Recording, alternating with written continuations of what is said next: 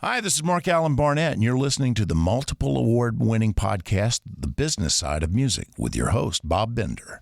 Do you understand the words that are coming out of my mouth? Quiet, numbskulls, I'm broadcasting. Can we get serious now? One thing that did happen during the 60s was some music of an unusual or experimental nature did get recorded and did get released. Now look at who the executives were in those companies at those times. Not hip young guys. These were cigar-chomping old guys who looked at the product that came and said, I don't know. Who knows what it is? Record it, stick it out. If it sells, all right. We were better off with those guys than we are now with the supposedly hip young executives who are making the decisions of what people should see and hear in the marketplace. Success in the music business begins with a dream, a vision. This podcast will give you, the listener, the insight and tools to turn that vision into a reality. Meet the industry professionals who work day by day behind the scenes, helping to make those dreams come true. Welcome to the business side of music. On the show with us today, Clay Busch has been an entertainment industry veteran for 18 plus years and is a specialist in marketing, branding, partnerships, and live events in a variety, did I say that right? A variety of industries, including entertainment, spirits, and the alternative category space. That's something we may need to talk about. He's a native of Denver, Colorado, and we were chatting before the show. He's an alumni of Chapman University in Orange, California, which is where I almost went to college. Prior to launching his SiX18 Agency, Clay was VP at Shelter Music Group, as well as the company's first hire before deciding to focus 100% purely on the SiX18 Agency clients, agency and management extensions, assisting in new money opportunities, product brand, and developing new revenue streams.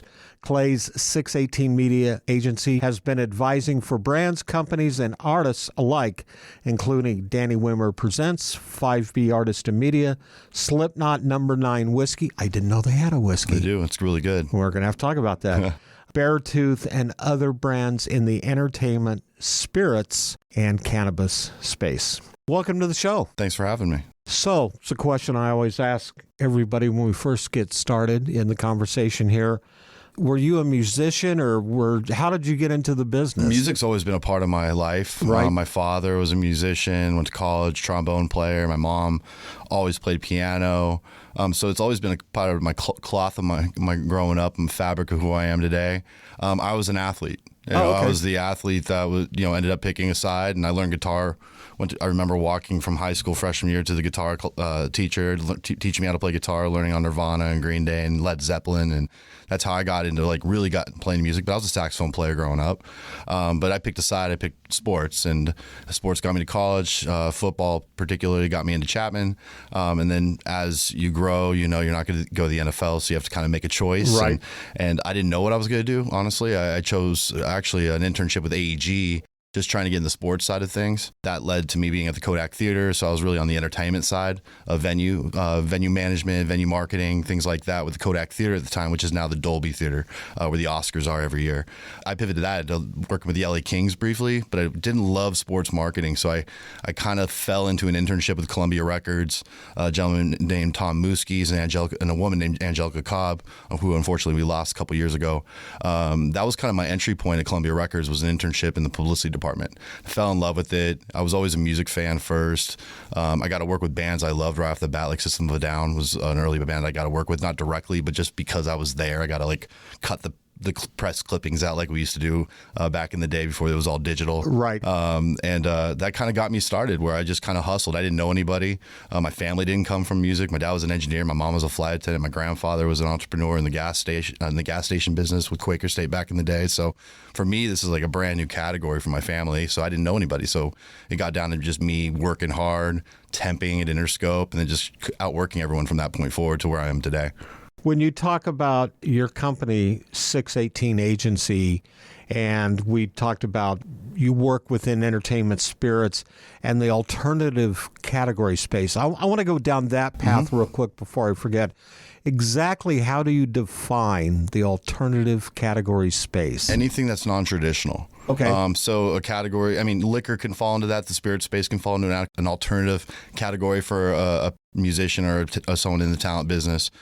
Cannabis is an alternative category. I think anything that's not part of the traditional business model, and it can be a new vertical, can be considered alternative. But mainly, early on when I left Danny Wimmer Presents early on, I jumped in the cannabis space. I wanted to learn about it. I had a luxury of being a part of a brand during another launch called Heavy Grass, which is still around, but as the laws change, the brand kind of gets dictated. But I jumped into that, did a couple pop-ups, did some collabing in the art space and in the music space with them, with Sublime, and then eventually Clown from Slipknot. So I was really engaged in that side, and I love the collaboration space. So I kind of was not an introductory point to it. It was more of like a confirmation of how it can work and how, if you do it right, budgets and everything need to come together, obviously, for it to be effective. But when you do it right, it can be pretty successful. And we've seen it with Metallica, but I saw it early on with Beats by Dre headphones.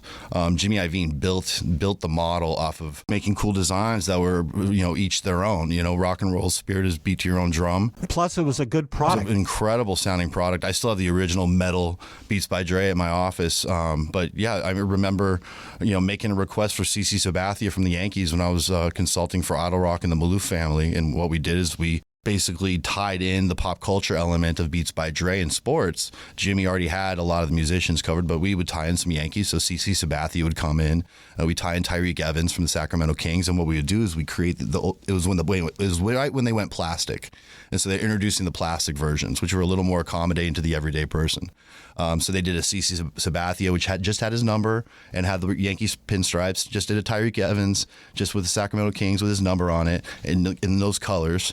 And then they did one for the Palms Hotel. And I just started seeing the brand connection here because it's pop culture at the end of the day.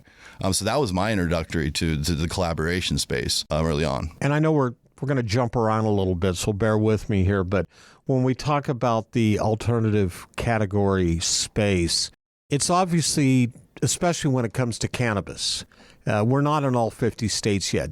Tennessee, where we're broadcasting out of, is still, we don't even do medicinal marijuana. I call it a prohibition state. Prohibition state.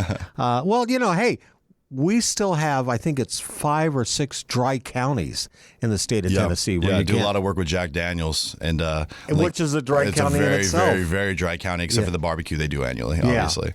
So it's, I would assume that there are certain logistics and hoops you have to jump through when you're looking especially to expand the brand into other markets and other states. Yeah, and I think with cannabis specific, and I can only speak to the heavy grass side of the business, we've taken a step back where it's not necessarily about the product, it's more about the marketing and the awareness. So when it does go off 50 and, you can get cannabis products, you can get hemp and you can get CBD and they are derivatives from the cannabis plant. But we kind of looked at the heavy grass brand as being a little bit more of the alternative of the category, where the alternative of the alternative category. Because right now, health and wellness, and I love the cannabis category specific because there's so many great things it does from a mental health perspective, from a physical perspective, not just necessarily loading a bowl up and getting high with your buddies like everyone talks about you did in college. There is a lot of health and wellness benefits, and that's great that it's being showcased in that sense in the CBD element. But our brand has always been about being, a party animal, having a good time, and the THC element. So until all 50 states allow THC to be legalized, you won't really see heavy grass expanding outside of merchandising, outside of popping up at events and just letting them know we're going to be there when the time is right.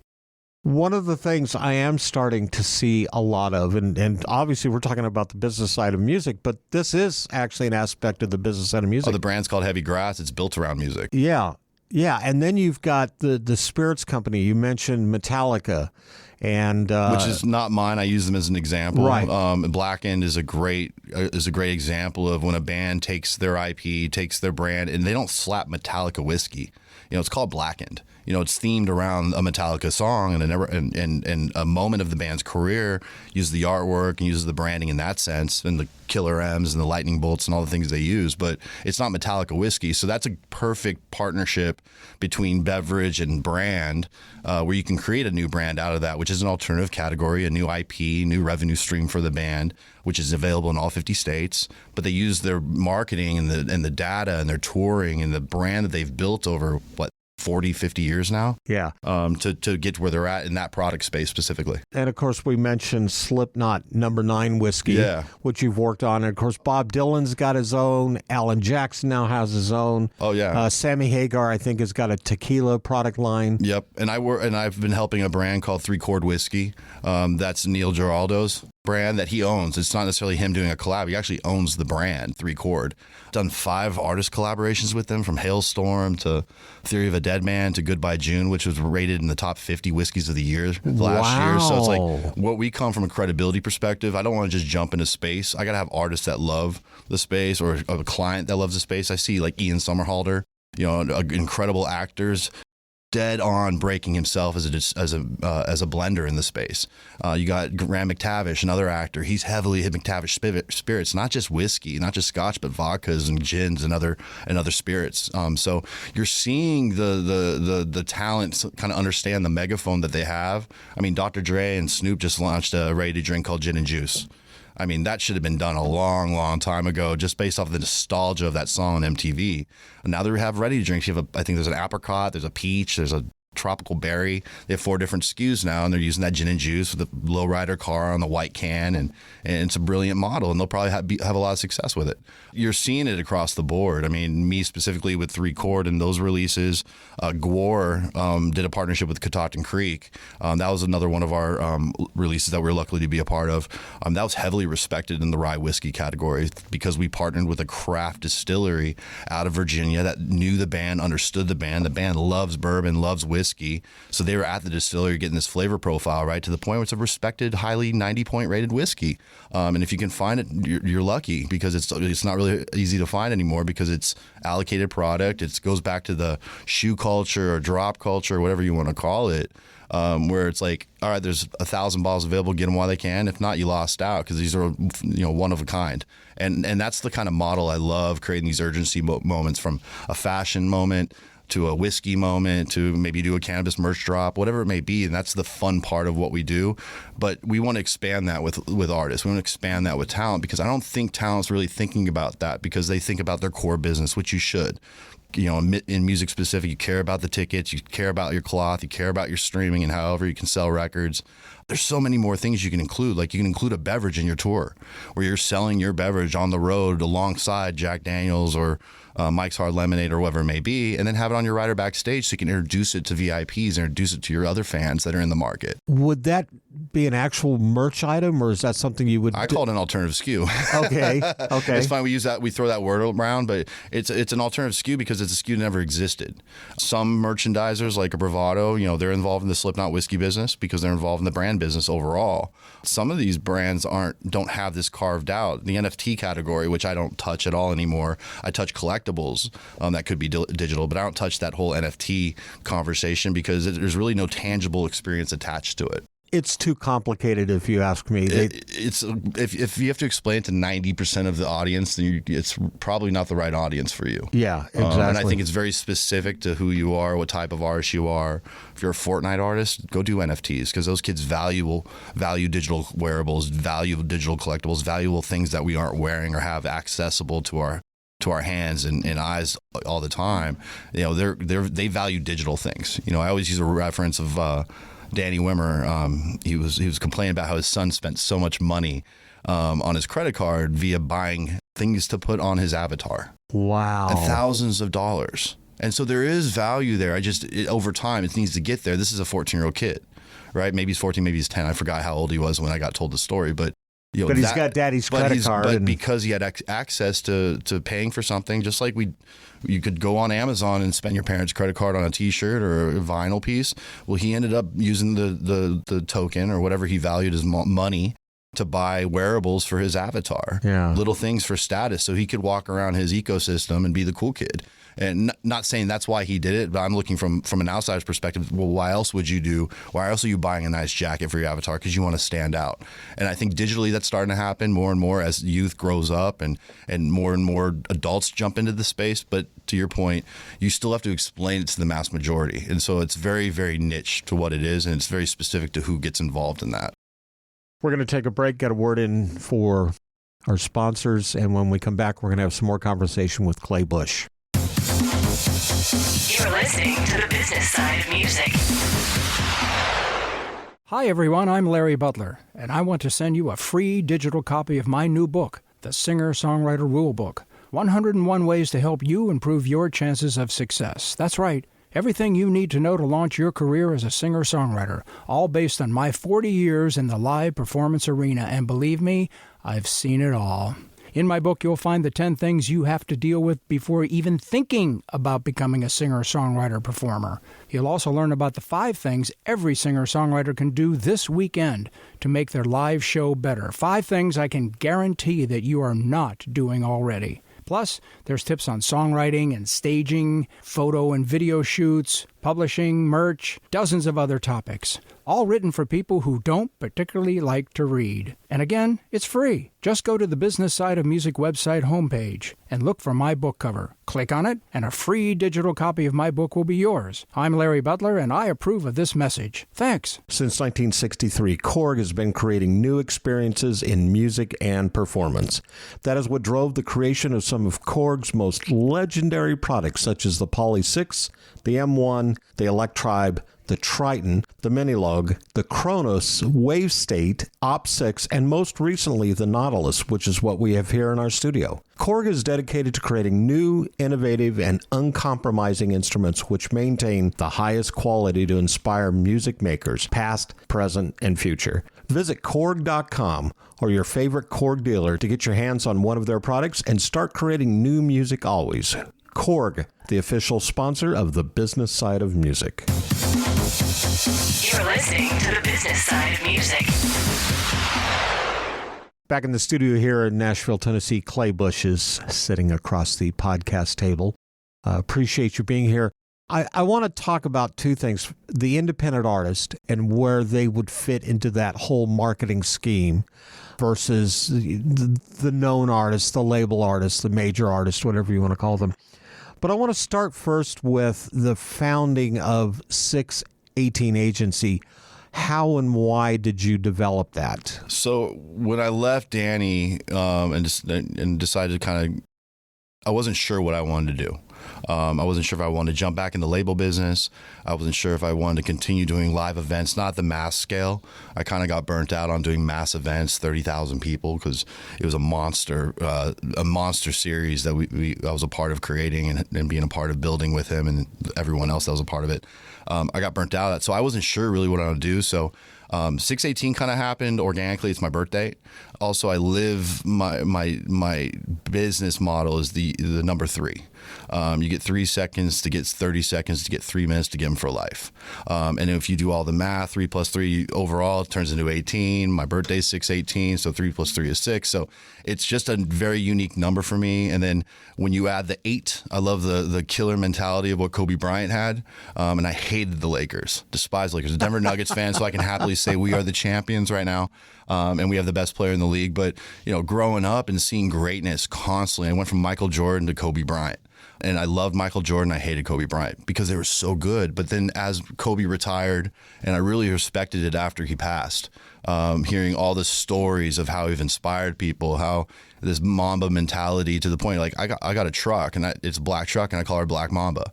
Because his mentality of how he handled himself as a professional, and that crossed from him being the best of his craft and business, which happened to be a basketball player at the time for many, many years. And I respected the hard work. I respected the killer mentality. You just keep going. You don't stop. And so SiX18 was birthed from that. I've always been an entrepreneur at heart. Even in college early on, I started a company called Red Hair Entertainment because I got red hair, but I used a rabbit as my icon. So I loved branding and making things different and tongue in cheek and things like that. But It was a process to get to January of this year because I wasn't fully sure on what SiX18 was ever going to be. So it kind of just popped up. I did an event with 5B. We did the Hermosa Beach Summer Series where I produced the entire event, did all the talent. And Corey was a partner with the city of Hermosa. So I stood in front of city council and told them what we were doing on this event series. And it got me going, got me thinking about, working in live again, being involved with music. But I had a beer garden there. I had a food experience there, right? I was working with the restaurants. So I was always tying in the alternative into what we were doing, which Danny kind of taught me. It was more than the festival. The festival's a soundtrack to the experience, right? But, they're there for the bands. Like, yes, you have Metallica. Yes, you have Slipknot. Yes, you have Avenged Sevenfold, Iron Maiden, whoever it may be. But what else are you giving the fans? And if you go back to when I used to talk to press about the Wimmer and the festivals locally, I always say the same thing. I still beats that motto now. It's like, what else are you going to give them? In Louisville, Kentucky, when we launched the Loud and Live Festival, we gave them a great bourbon festival attached to it. We gave them a great food festival attached to it. We brought the WWE when they decided to launch the NXT brand. So you had live wrestling. Then the Bourbon and Beyond Festival got birthed. That's how I met my first client, Fred Minnick, who's the #1 whiskey critic in the world. And he was a part of curating the whiskey experience there. So it grew into not just a music festival, it grew into the world's biggest whiskey festival. So that kind of opened up where I wanted to be, but it was curation. Curation can be made in many, many different facets. It can be creating a product. It can be producing a record and developing an artist from the grassroots up, which is what I'm proud of be doing right now with an artist like Mike's Dead, to being a part of alternative talent, which Amanda Vance, one of my clients, is a sports bettor.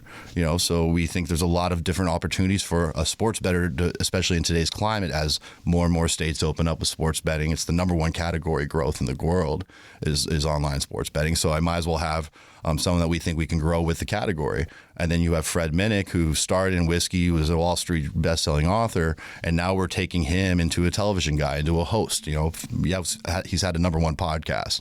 Okay, cool. So how do I transition that into how do I get him on TV?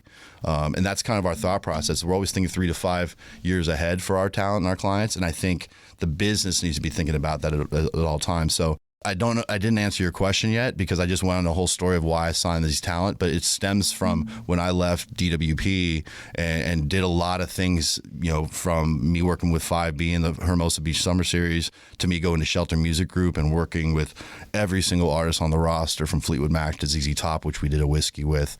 It kind of opened my eyes where it's like, we're a utility knife, and that's what you are. And rather than just be the VP and marketing and branding for Shelter Music Group, why don't you take specific things and grow that and be extensions of Shelter, be extensions of TKO, the Kirby organization, and apply the utility knife function of how we cut things and how we look at things. It applies back to being a killer and to apply to all business. And so I'm there to be an extension for a Shelter, where a Shelter Music Group client has an idea. I can take that idea and turn it into a real monetization moment for the artist, or I can have a conversation with an agency that represents a big brand looking for something specific that happens to be a Shelter Music Group client. I can take it back to them. Or internally, I can manage my own talent and really develop those things into real IPs and real brands that can be monetized, not just for 5 years, but for their life, for themselves. Obviously, this world that we're talking about, it's constantly evolving. Correct. And it's almost modifying itself. I guess you could almost use the word, it's metamorphosizing itself. It's going from the caterpillar cocoon to the butterfly type thing and beyond. Where does today's independent artist live in that world? Because the record label deal that we all knew 10, 15, 20, 30 years ago isn't the same thing as it is today. And many independent artists, not all, but many are having some success in getting out and branding themselves and branding their music and their product line. Do they fit within this stratosphere? In the stratosphere that I'm in currently? Yeah. Absolutely, because I'm there for independent artists. I mean, Mike's Dead and a Fred Minnick, Danny Warsnop, they're independent solo artists in everyone's book. Mike's Dead happened to have his band signed to Hopeless Records, but there's other things that he controls, his merchandising, his likeness, all the other things that he goes involved. But, for the independent artist, there's a place for them where it comes down to is leverage and money. right? If you can create leverage, or your team has leverage around you, and you have the budget to support your vision and get you out on the road, or create the visual content and the marketing that you need to support it, like a major or like even an indie label would give you, that's going to give you the best chance of success. But what comes down to is you're only as good as your next song in music. And with Fred, he's only as good as his next show. With Amanda, she's only as good as her next pick. And that's how you have to always look at it. So you're always growing, because you always have to step up and continue success of where you left off. So it is a snowball effect when it comes to it. And an indie artist has to operate in that same fashion. Now, if an indie artist is on an island and they have all this success just randomly coming in organically, it might be best to call a label or a label inbound, because it's right for your business for the short term to get you protected. An indie artist should always be prepared for lightning in a bottle. I mean, us as managers and talent, we're always prepared for something great to happen, so we can react off it and monetize it and exploit it and take it to the next thing.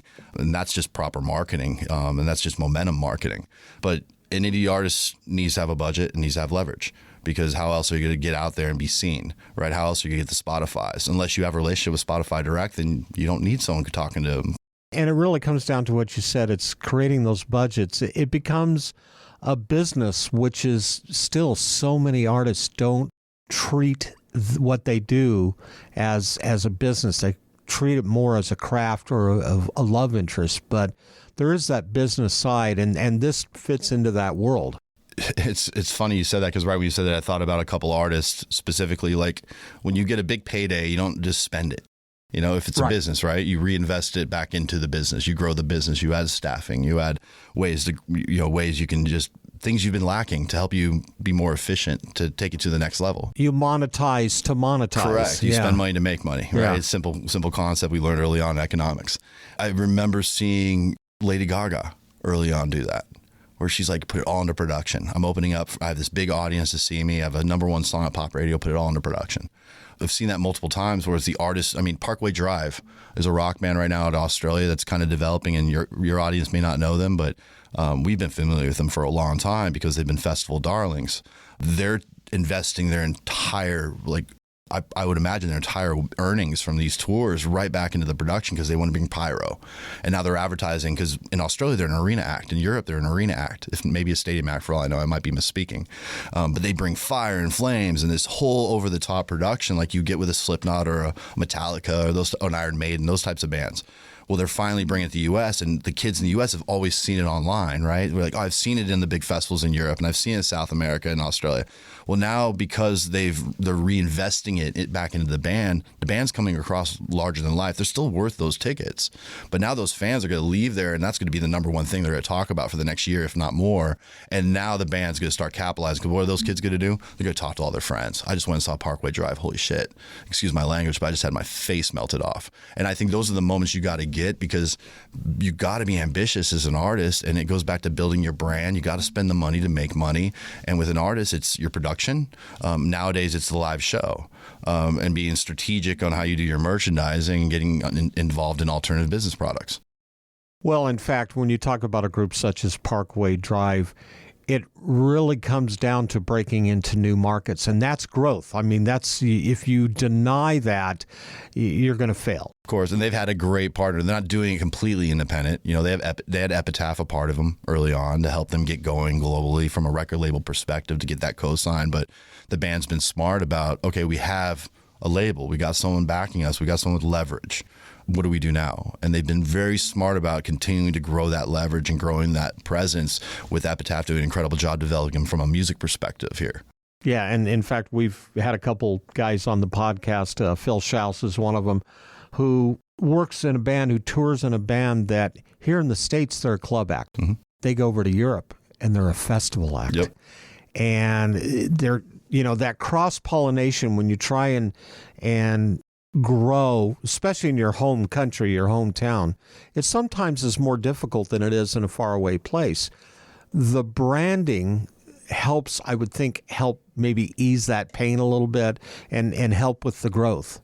Also, there's not a lot of traffic in those markets, especially quality traffic, with all due respect to the artists that live in Europe and the UK and whatnot, but you can go hit the UK in a couple weeks. it takes you a month and a half just to hit primary markets in the U.S. In the U.S., yeah. And then you got to hit another month and a half to hit secondaries. And then what else did we leave off? The college towns. There's so much. And then you're not thinking about Canada. You're not thinking about Mexico. So it's like just hitting North America properly is a massive financial challenge for anyone. I remember years ago, probably going back to about 1990 or so, I was touring with a Flock of Seagulls. I don't know if you remember that. I remember the Flock of Seagulls. Yeah. And we were playing clubs here in the States because their heyday here in the U.S. has pretty much passed. They were a one hit or a two hit wonder. Sorry, Michael Score, if you're listening. Big song, massive song. Yeah, but then we would go to Mexico and co-headline with EMF and be playing these 15, 20,000 seat arenas like it was nothing. Yeah. And it was mind-blowing. And we sometimes forget, and I have this conversation with people that I consult, that we sometimes forget there's other markets outside of where we live. Correct. We get a little too local or regional because it's comfortable and then breaking out.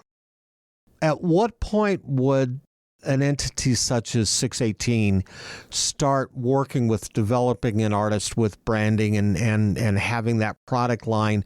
Is there a certain level they need to reach first? No, I think it's more of like, can I sell it? And do I believe in it? And does my team believe in it? And everyone else I'm a part of. I mean, a good example, and I won't name the fashion line yet because we're in the process of finalizing the details of it, but Mike's Dead. I mean, that was an artist that was brought to me very, very early on prior to 2020. I've been working for that long, but we've been developing it and getting the music right and quote unquote making it bulletproof. But I pitched a 100 different artists for opportunity to this fashion line, a very, very cool, reputable, and it's not a Gucci, it's a lifestyle brand. And they said no to everything. And I put Mike's Dead in front of him, and he flipped out. I want to meet him. Where does he come to LA? Immediately, because they saw something they could work with that made sense for their plan. And that's what's branding and partnerships. And that's why I like the lane we're in, because not only are we managers, we're marketers and we're brand builders. So Mike's Dead. So we always say, I'm your business partner. I'm not your manager, right? So Mike's Dead, I can go in there and see the bigger side of his modeling ambitions, where it's not hard for me to go in there and sell it to a brand and saying this is what he wants to do. I mean, we've already done it with it's a jacket line out of Canada and Spacing Master Supply. I've had plenty of success with them just putting leather on artists, from Mike doing a photo shoot, and they've done stuff with Little John and Scott Stapp from Creed and Motionless in White and Ashrayu and a bunch of other artists. But they jumped in early because they saw something they could use, because just like a model, it's not about the name, it's about the look. And if you can get people to pay attention, I get a little chyron, I get the music going, people connect to the song, I just want to convert 10%. It's a joke we always made in college, like you talk to 10 girls, one's going to give you your number, right? I apply the same to business. Like talk to 10 brands, one will say yes, and it may not be $100,000 guarantee or an advance or things like that, but this may turn into a big project. This may turn into a big campaign. You may be the face of a global ad campaign. And I think that's what, to answer your question, we there's no size. It's got to have the look, and it's got to have the vibe, and it's got to have the way to create verticals. And that's where I love Amanda, because, Amanda's more than just a sports bettor. She gets people's attention because she's extremely good looking, a former Miami Dolphins cheerleader, but what keeps them is her 70% betting correctly 70% of the time, where she can keep her subscribers who spend money weekly to have access to her picks and her brain. That's her business. But there's other things that gets her going, gets us opportunities with her, because she offers other ancillary things, not just, it's a sports betting girl. What makes that interesting? There's a ton of sports betting girls. No, she's not just a sports betting girl. She's the number one in the business, period. And this is also what she does, because she's a comedian. She's funny. She has a great social media following. That's what makes her different. And I think all the artists that I work with, from a management perspective and also from an extension from the agencies and the managers I work with still, that's what I have to look with. I don't work with all artists. Like I'm very transparent. It's like, but I look at the entire roster, because I have to be reactive, or I have to see something from the roster that's not just Mick Fleetwood skateboarding, drinking an ocean spray, capitalizing off of a moment, and I think it goes back to why artists in the U.S. aren't breaking as much as it used to, because everything is TikTok driven right now, and rock music has never been about being a TikTok band. TikTok's dance. It's a beat. It's a moment. It's a catchy sing along. It's a quick churn and burn moment. And if you're an incredible artist, you'll keep them because you have incredible content to follow. But we've all seen the one hit wonders, and they had MTV. And they still can't sell the same amount of tickets today. And the same thing applies to a TikTok or someone gets discovered that way. I think you got to have substance. You got to be an artist. And that's why I really value talent. And I like saying I work with talent, not just musicians, not just a sports bettor. I work with talent because they're more than just what you see. They're more than just what you hear. And that's what gets us going. And that's just the thought process of how we work with talent in general and who we're looking to bring on. You can be a massive artist. And I could have no success with that. I just have to believe in it. We're going to take another break, get another word in for our sponsors. And when we come back, we're going to have some more conversation with Clay Busch. You're listening to the business side of music.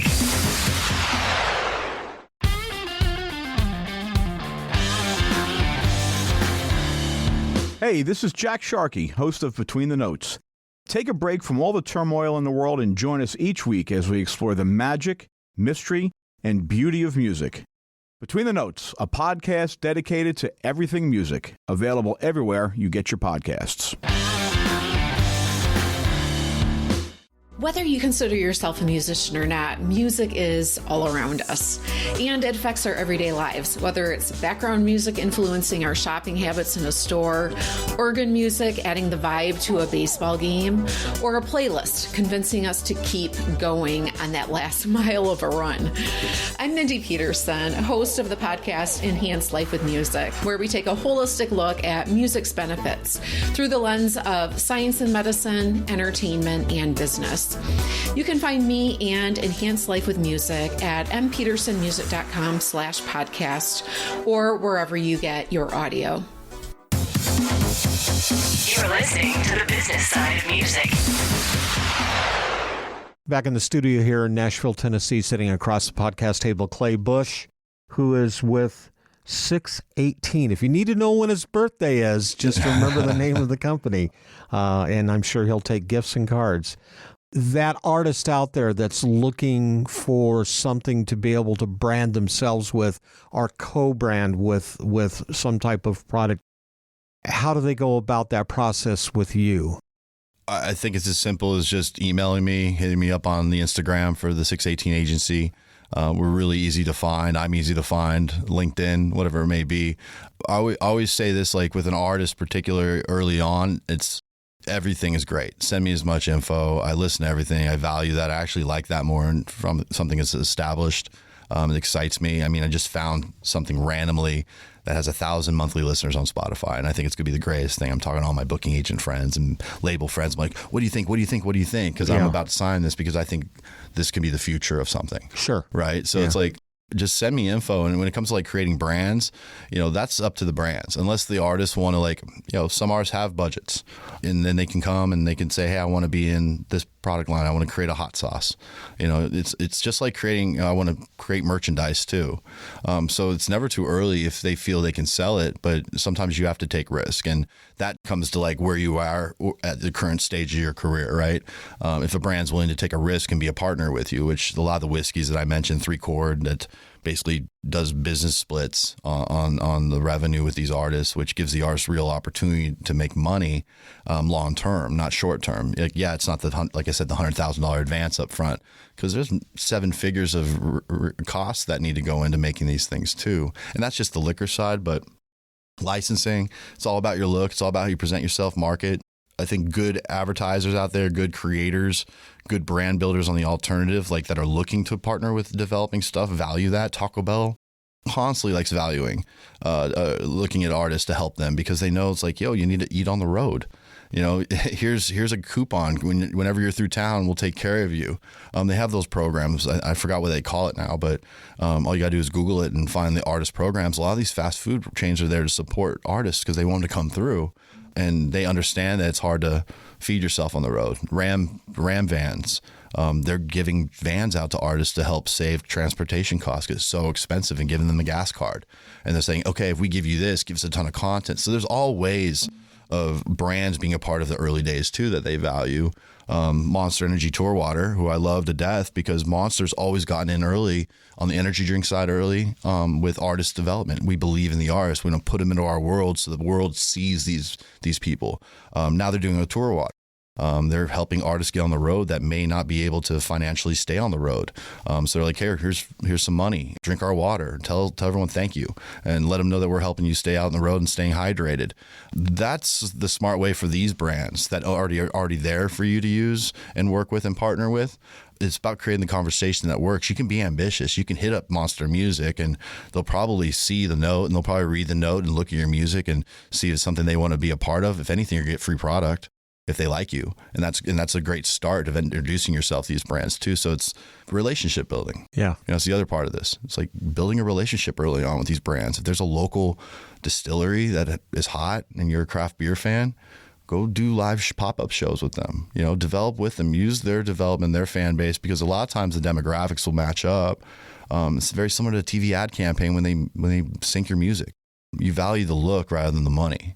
And I think playing in a craft brewery that has 100 people there annually and keep rotating and building your fans and building your relationships to the point where, hey, I'm popping down the road. I just sold 100 tickets because I was here with my lifestyle, with my people.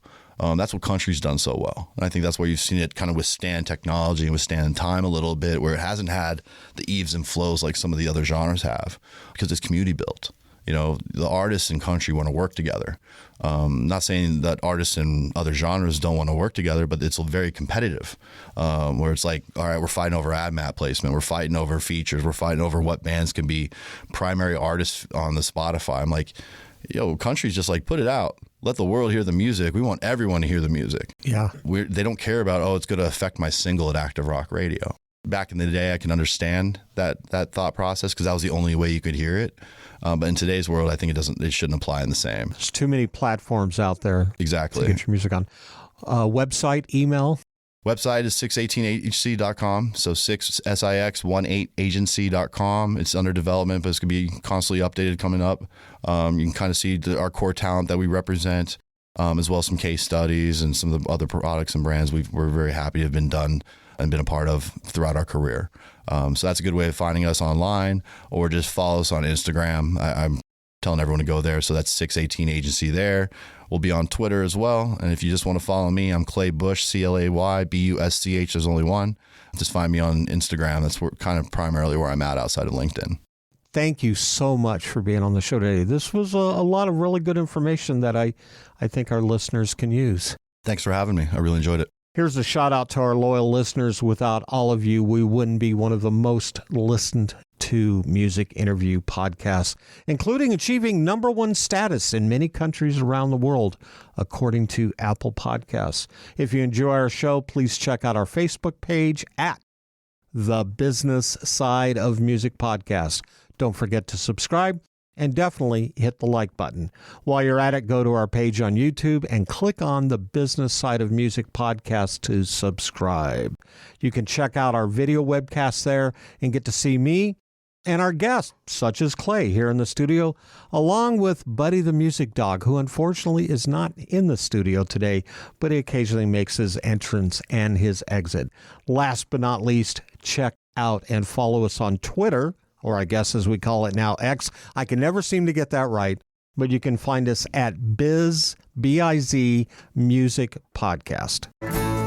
The Business Side of Music is the creation of Tom Sabella and Tracy Snow and is produced by Bob Bender. The Business Side of Music is recorded at Music Dog Studios in Nashville, Tennessee. Production sound design by Keith Stark. Voiceover and promo by Lisa Fuson.